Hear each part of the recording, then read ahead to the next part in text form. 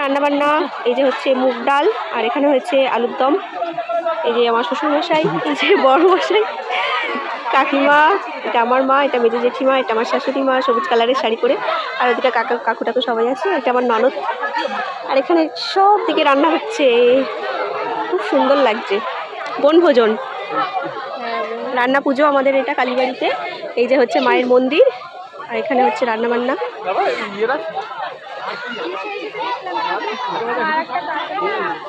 আমাদের মায়ের মন্দির, আর রান্না হচ্ছে ওই যে পিছন দিকটাতে।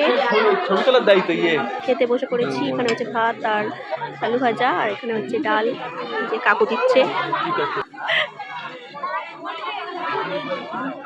খাবি তো? খাবি? এই যে হচ্ছে ডাল দিয়ে দিয়েছে, ডাল আলু ভাজা, আর এরপর আছে আলুর দম। ভীষণই ভীষণই সুন্দর হয়েছে, ভীষণই সুন্দর।